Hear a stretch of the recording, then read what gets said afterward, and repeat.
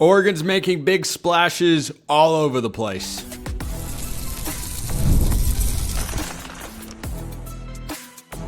You are Locked On Ducks, your daily podcast on the Oregon Ducks.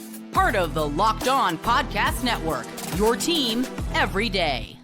Jam-packed show. Yes, it is that time once again for Locked On Ducks. I'm your host, Spencer McLaughlin. Thank you all so much for making this your first listen or your first view of the day. It is part of the Locked On Podcast Network, your team every day, the number one sports podcast network out there. Thank you all, especially my everydayers, for helping make that the case. A look pre-spring game at Oregon's linebacker room and the talent there, plus Oregon basketball. Dana Altman brings in Andrew Meadow from Boise State. I love the move, his most impactful offseason move to date. And, oh yeah, Josiah Molden committed too. That's on today's show, which is brought to you by our friends over at FanDuel. Right now, new customers can bet just $5 and get $250 in bonus bets if your first bet wins. Head to FanDuel.com to get started. So we start with the newest member of Oregon's 2027 football recruiting class, and that is a legacy commitment in Josiah Molden. And this one has a little bit of extra feel-good to it, because Josiah Molden is, of course, the son of Oregon legend Alex Molden, who was the number 11 overall pick in the 1996 NFL draft. He was taken by the Saints and then went on to play for the Chargers and the Lions. He was on the same team as Joey Harrington for one season. Now, his brother, Elijah, was a defensive back at Washington, and he was very good. And there were a lot of great things that happened on the recruiting trail back in the Willie Taggart and Mario Cristobal era. Letting Elijah Molden slip through the cracks and go to Washington, not one of them. Because the Moldens, of course, went to Wesleyan High School, right in Oregon's backyard. Good old Three Rivers League. And Elijah Molden is still playing in the NFL. He's with the Chargers, was drafted originally by the Titans in 2021 after 4 years at Washington. Now, Elijah was a very good player for the Huskies. He was actually 1 inch shorter than Josiah, who was committed to Oregon, and was higher rated nationally. Elijah Molden was. But interestingly enough, and this surprised me when I was diving into my prep for today, Elijah Molden was the number 2 player in the state of Oregon in his class. Not something I would have expected.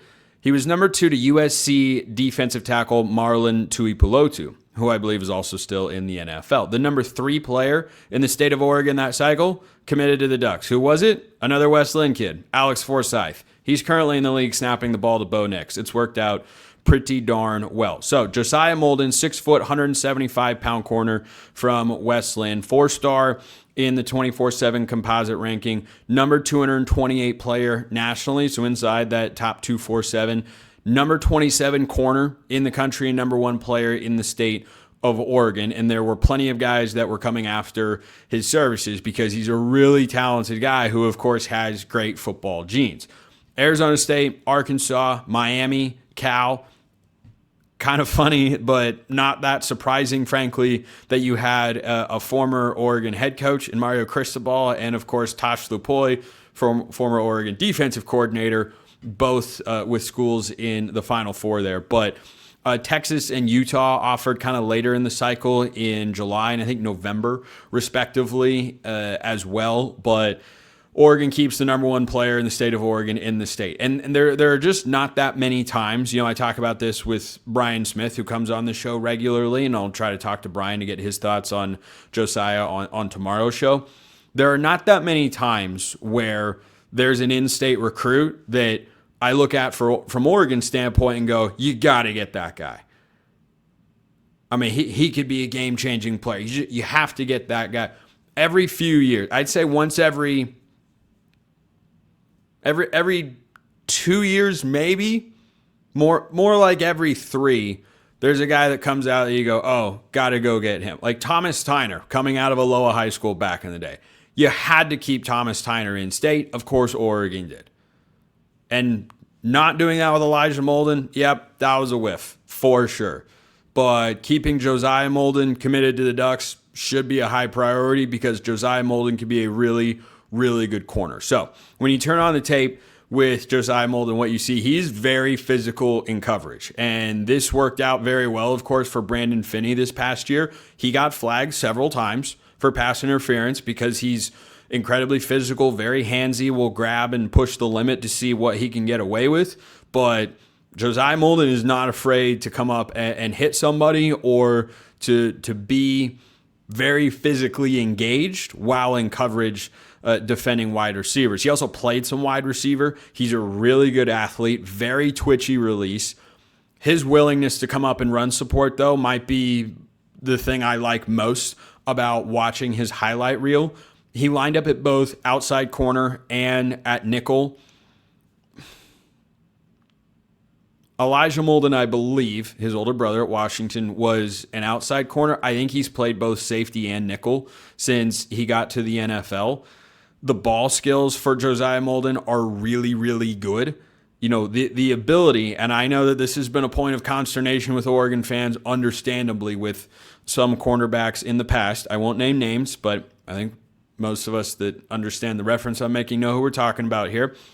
The ability that he shows to get his head around, identify the ball, and knock it away is really, really good. And those are the sorts of technical details I think you would expect from a guy who just comes from a football family, as Josiah obviously does. So, do I think he plays nickel or outside corner? I don't know. Is an inch really too short? He doesn't look like he's 5'10", masquerading as 6 foot. He's certainly, I think, twitchy and athletic enough to play that nickel position, and a willing enough tackler. He could have that positional versatility. I think that's absolutely an option. Admittedly, my older fans can help me out here. I'm not old enough to have watched his dad, Alex Molden, play. I think he was an outside corner. Someone can help me out with that. I know he was obviously very good, getting taken 11th overall to the Saints. But Josiah becomes the 8th verbal commit in the class of 2027. 6 of them are defensive players so far. And it's the second defensive back commit that Oregon has landed in a row in this class. The other being A. King Hall. Talked about him last week on the show. But Kadarius McMiller, the running back, the 4-star from Texas, and Avery Michael, 3-star offensive tackle. Those are the only offensive players right now. But this defensive class for Oregon is getting absolutely stacked in the early goings. It's middle of April, and I think Oregon, I mentioned this last week on the show, it is well ahead of where they were at this point. It seems like last year, everything at this point 365 days ago was kind of gearing towards the Jared Curtis commitment. He's at Vanderbilt now, by the way. Georgia wasn't able to keep him. Go figure. I can only imagine what I would have had to deal with from some Oregon fans if Jared Curtis had committed to Oregon and flipped to Vanderbilt. Oh boy, that might have been rough. But no, there's a great pickup for the Ducks, and probably needs to add a little bit of weight, 175 pounds, a touch light, but he still has one more season to play at Westland. But the guy technically, to me, is very sound, really good athleticism, and that physicality, willingness to run through a guy, shed blocks, make tackles. I think he could be a future starting nickel for the Ducks, or he could be a starting outside corner, and someone who I certainly believe could make an impact early in his career. So leave your thoughts in the YouTube comments below. Hit me up on Twitter at LockedOnDucks, however you want to get in touch. So pivoting to the Oregon linebacker room, getting you ready for the spring game. I like Oregon's linebacker room. There are serious questions here. First, this episode brought to you by our friends at FanDuel. The NBA playoffs are here, where every possession matters, every matchup is magnified, and every game can swing a series. And right now, FanDuel is giving new customers a great way to get in on the action. Here is what you'll like about it. You can bet just $5 and get $250 in bonus bets if your first bet wins. The app makes it easy to follow the action with player stats, trends, and matchups all in one place. And during the playoffs, that extra insight really matters when you're looking at stars, role players, and key moments. You want to look at it all. It just makes the entire playoff experience more engaging from start to finish. And If you are a college football fan, every Power 4 win total and Notre Dame is posted over at FanDuel.com. So anything you want that's college football related or NBA related or many other things, FanDuel has you covered. Head to FanDuel.com to get started. Check them out at FanDuel.com. FanDuel, play your game. Thank you for making this show your first listen or your first view every day. If you tune into every episode and want to level up, join the Locked On Everydayer Club. For $5 a month or $50 for the year, you get access to ad-free audio on podcasts, and you get to join the members-only Locked On Everydayer Club Discord server, and there are other perks too. So click the link in the description below and join the Locked On Everydayer Club today. All right, continuing with our pre-spring breakdowns of every single position group for Oregon, and there will be post-spring evaluations, of course, because that's how we roll here at Locked On. So, this linebacker room has got a very serious question to answer that kind of branches off into two questions. How do you replace Bryce Boettcher? How do you replace his leadership? And how do you replace his actual production?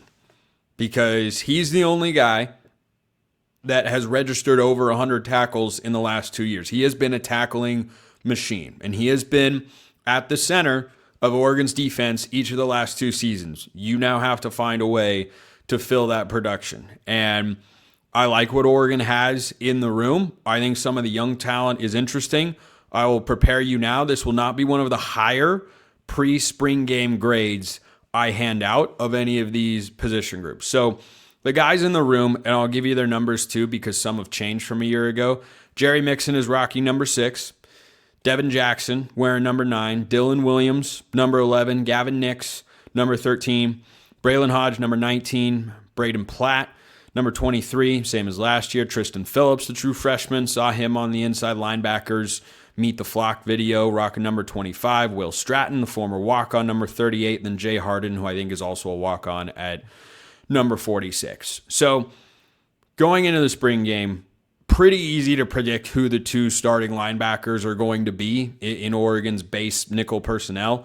And it's Jerry Mixon and Devin Jackson. Jerry Mixon last year had 57 tackles. That was 5th on this Oregon defense. And Devin Jackson had 41. So putting those 2 guys, who are not coincidentally the most experienced players in this room, as the 2 starters, I think is a pretty easy thing to do. Now, Devin Jackson's a guy who, for the last several years, has had a lot of folks wondering, is there going to be a breakout campaign?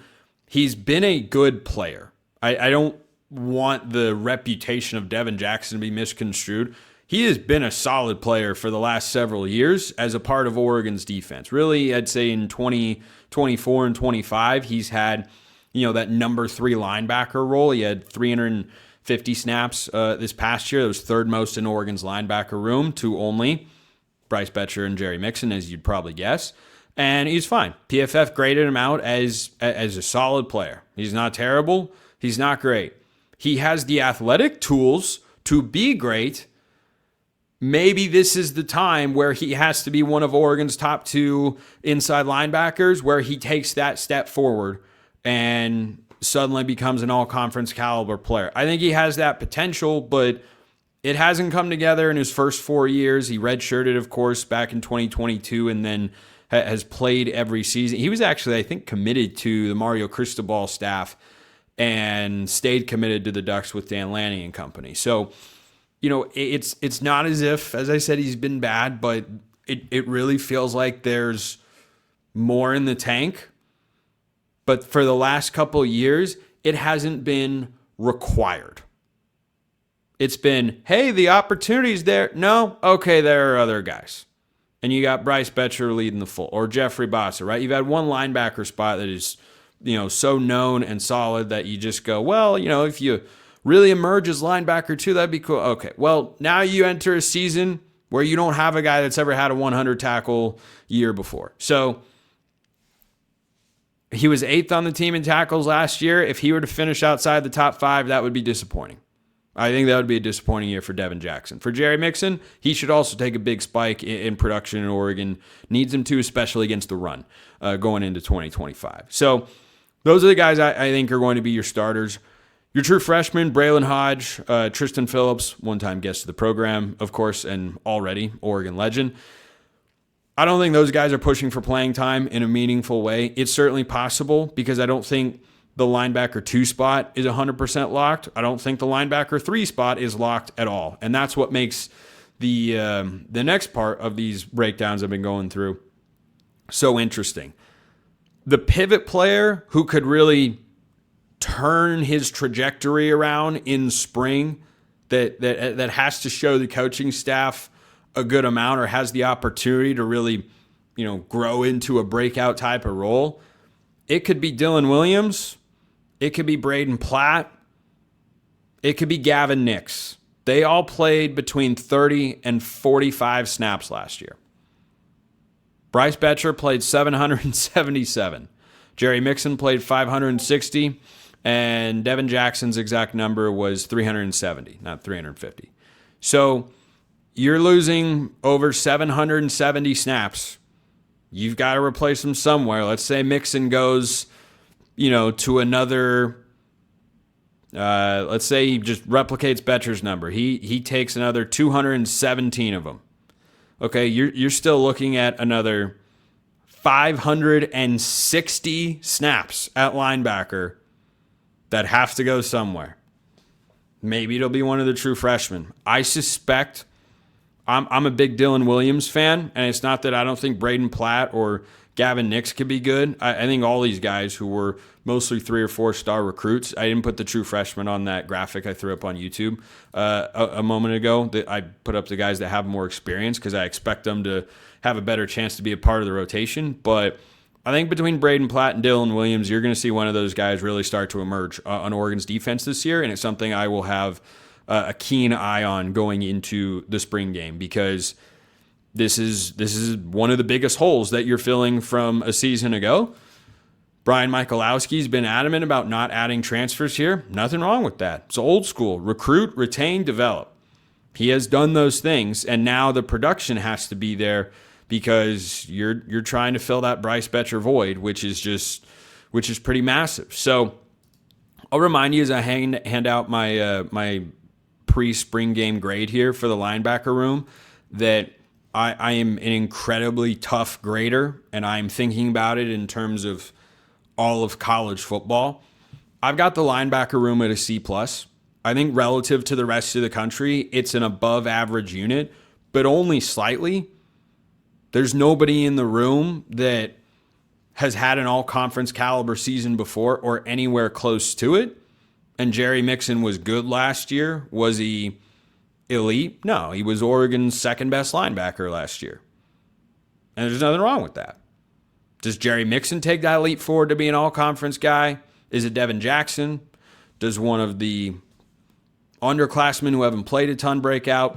I really am excited to see because I think this group has got a lot of depth, and that's one of the reasons I've got it at a C+ instead of a C. Like they've recruited guys that physically have the ability and have been in the system for the last couple of years and are just waiting for a chance to actually go and show it on the field. And there are legitimate question marks there because of the youth and inexperience, but also the potential is very real. So I think that makes it an exciting group to watch. And I think there is absolutely a possibility, number one, that my post-spring game grade goes up for the linebacker room, but also that maybe one of my projected starters changes. I don't think either Jerry or Devin were so good last year. Again, I suspect, that's why I've got him there, that those are going to be the starters. But I don't think either one has shown that he's so unbelievably good and dominant that there's no way anyone else could take him if he has a great spring or could take his spot or make it a 50-50 rotation. Reminds me a little bit of what I've said with Aaron Flowers at safety. Aaron Flowers was a good football player last year, and I'm a big Aaron Flowers fan. Do I think he was Brandon Finney level good to where, no one's taking that starting spot? No, I don't, which I think is good and healthy. Iron sharpens iron, as the old adage goes. So, C+ there. That'll probably, I don't think in my head before I've actually done all the breakdowns, I'm going to give out a grade that is lower than that. And that is a reflection of the fact that, I'm very high in this Oregon roster. It's very easy to be. So leave your thoughts in the YouTube comments below. I am fired up for the last segment on today's show. First, this episode brought to you by our friends at TurboTax. It's tax time, but for a lot of us, the old way of doing taxes is a lot. Trying to book an appointment, that's not the most convenient. Sitting in a waiting room with a stack of papers, emailing back and forth, and wondering if they really get your situation. But this year, you're getting a major upgrade. Intuit TurboTax now has in-person locations nationwide. You can meet face-to-face with a real tax expert, and your documents get uploaded straight to your TurboTax app on the spot. And just like that, you're done. Your TurboTax expert works to get you every dollar you deserve while you get real-time notifications as you go about your day. It's the relief of walking in and meeting a real person and walking out knowing your taxes are being handled right. Head to turbotax.com/local to find a store near you and book your appointment. That's turbotax.com/local.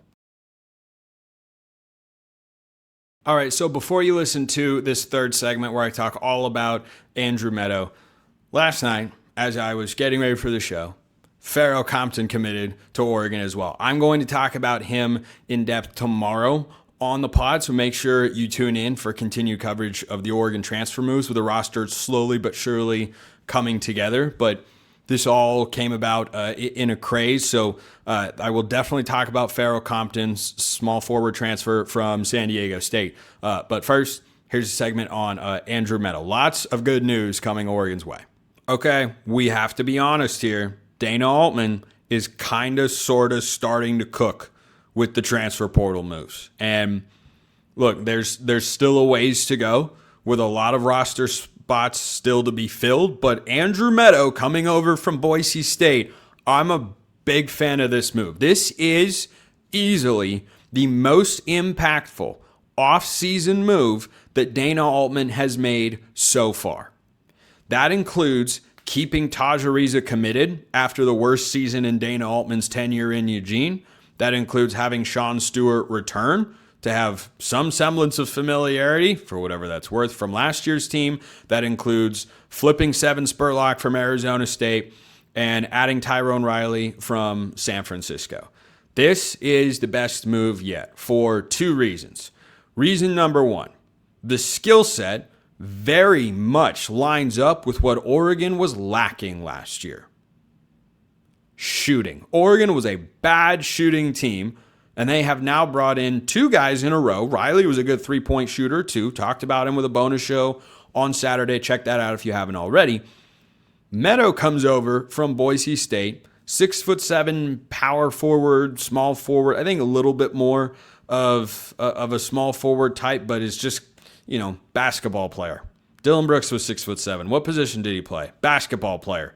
That's what he played. Andrew Meadow is not Dylan Brooks. I do have a direct comparison for him, but this is a guy who has played for the last 3 seasons at Boise State, which is a good basketball program, in the Mountain West, which is a very good mid-major league, better than the WCC, which has been quite good and sent 3 teams. Actually, the WCC this past year sent more teams to the NCAA tournament than the Mountain West did. Historically, that has been the other way around. But my Broncos got in at Santa Clara for the first time in 30 years, and then St. Mary's and Gonzaga, obviously, were in the tournament. So Meadow comes to Oregon, I would think with 1 year of eligibility left, unless there's some wildly crazy rule. He has played at least 30 games in 3 straight years with the Broncos. And by the way, if you don't know anything about him, and you have never heard the name Andrew Meadow, you wouldn't know him if you were picking him out of a lineup of players, here's something that you just simply have to know. He rocks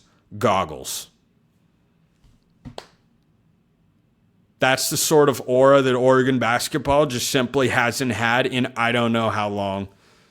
It's a vibe. Dude has just got college basketball stud written all over the way he looks when he steps onto the court. It's fantastic. He is more athletic than you might think.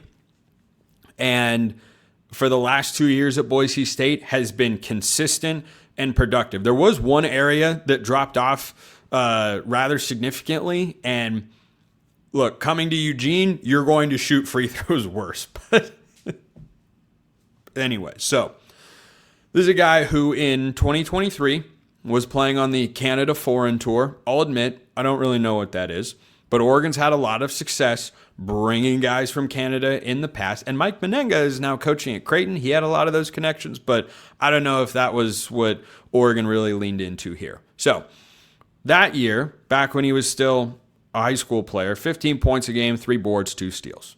First year at Boise State, he plays in 33 games. He starts 1, just over 3 points and 1 rebound a game. And he shoots at 33% from distance. He made 17 triples in 33 games. Okay, true freshman season. He's a 3-star recruit. Wasn't doing a whole heck of a lot. Each of the last 2 years, Andrew Meadow has popped. And he was considering other programs. I think Washington was one of the programs in the running. I know there were others that were going after services. Like this is also somewhat of a kind of statement for Dana Altman and his staff on the transfer portal recruiting trail, because this is not a guy who, if he hadn't chosen Oregon, was going to go play in the MAC. This is a guy who was going to another Power 4 that can make the NCAA tournament. So in the 2024-25 season, he played in 37 games for the Broncos. He started 35, 12.5 points per and 4 rebounds a game. He shot 35% from 3 and 84% from the line. This past year, about the same. Rebounding took a little bit of a dip. He only averaged about 3.5 boards per, but again, 12 points a game. He upped his 3-point percentage, 39% from 3. The last guy Oregon had that shot that well from beyond the arc was Keyshawn Bartholomew. And remember how much fun that guy was to watch shoot, because you thought it was going in most of the time when he was open. If you let Andrew Meadow get to the corner, set his feet, and fire from 3, I bet those shots in particular have a hit rate of over 50%. He's got a super clean stroke, very comfortable, sneaky athletic. He is skilled. He's not a mid-range guy. He's going to shoot from 3, or he's going to drive, or he's going to slash. I think stylistically on offense, he is what KJ Evans was trying to be. Now, I don't think that he is anywhere near the rebounder or defender that KJ Evans was. But offensively, I think that's the role he's going to slide into. This is absolutely someone I expect to start for the Ducks. Now, the only area of regression he suffered, and this is, for the basketball diehards out there, why I'm about to point this out. He went from 84% at the line to 66% at the line. Now, it's hard to say which year when he was, averaging double-digit points per game is the outlier at the stripe. When you're an elite 3-point shooter with a clean stroke and no funky motion, I would think 66% is an outlier. Then again, are you really a Dana Altman recruit if you don't struggle at the line?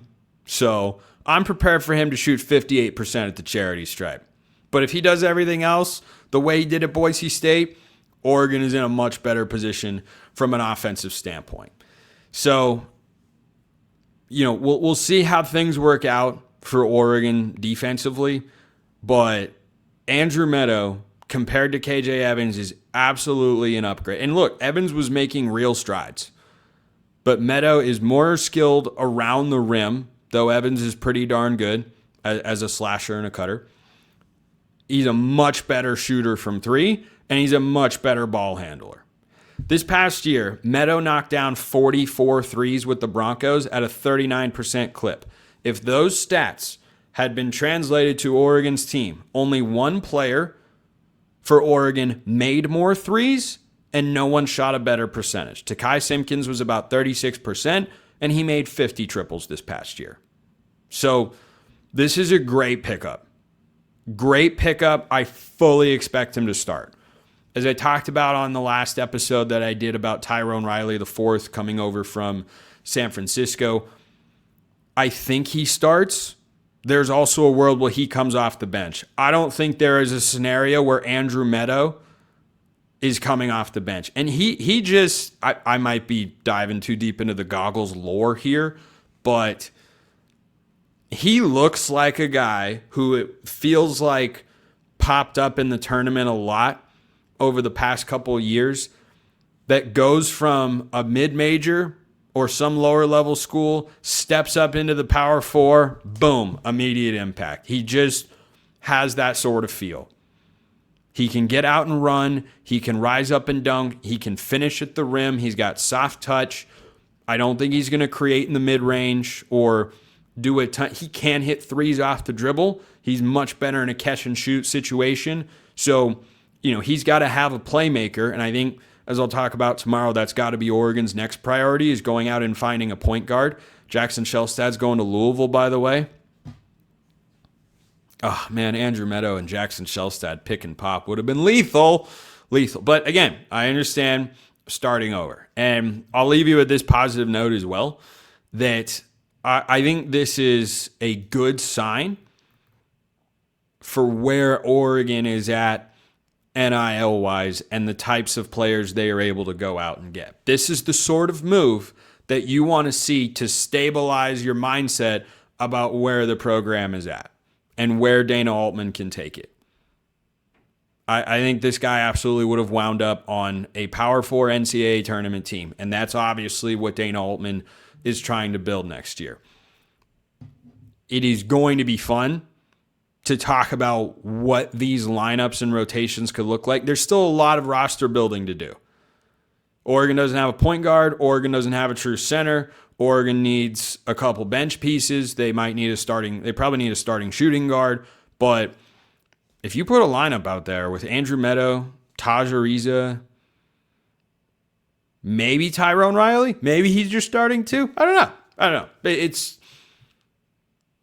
I won't get too deep into the weeds on that right now. This is an exciting pickup.